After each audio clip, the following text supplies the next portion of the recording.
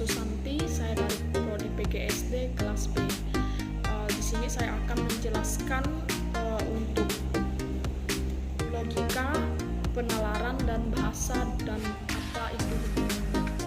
Nah, pertama-tama saya akan menjelaskan untuk logika. Logika berasal dari kata Yunani yang berarti pertimbangan akal pikiran yang diutarakan melewati kata-kata yang dinyatakan dalam bahasa. Logika itu adalah salah satu cabang dari filsafat. Sebagai ilmu logika itu dapat mengacu pada kemampuan regional mengetahui dan mengacu pada kesanggupan akal budi untuk mewujudkan pengetahuan dalam tindakan. Kata logis yang dipergunakan tersebut bisa diartikan dengan masuk akal. Yang kedua, saya akan menjelaskan tentang penalaran. Baik, saya akan menjelaskan untuk yang kedua, yaitu penalaran dan apa itu hubungannya. Penalaran adalah proses berpikir yang bertolak dari pengamatan indera atau pengamatan empirik yang dihasilkan sejumlah konsep dan pengertian. Berdasarkan pengamatan yang sejenis juga akan terbentuk proposisi yang sejenis. Berdasarkan sejumlah proposisi yang sejenis dapat diketahui atau dianggap benar. Nah, orang-orang menyimpulkan sebuah proposisi ini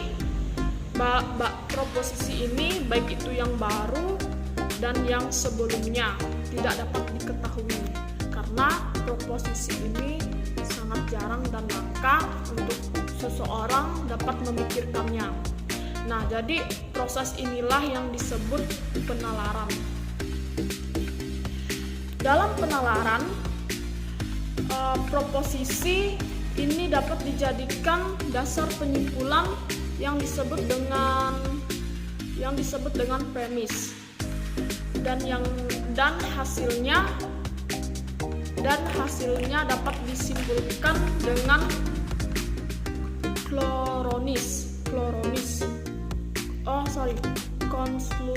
konklusi.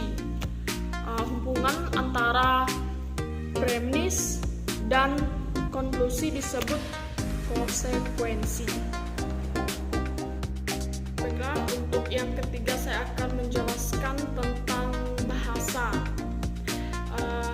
Bahasa memiliki peran penting dalam kehidupan manusia karena ia menjadi alat komunikasi yang utama. Sebagai alat komunikasi, bahasa meliputi kata, kumpulan kata, glosa, dan kalimat yang lisan, baik itu secara lisan maupun secara tulisan. Sementara pengertian dari kata bahasa adalah sistem komunikasi manusia yang dinyatakan melalui susunan suara atau ekspresi yang berstruktur atau satuan yang lebih besar. Contohnya seperti morfem, kata, dan kalimat. Sedangkan dalam perspektif linguistik, sistematik, fungsional, bahasa adalah bentuk semiotika sosial yang sedang melakukan pekerjaan suatu konteks, situasi konteks budaya yang digunakan baik secara lisan maupun tulisan.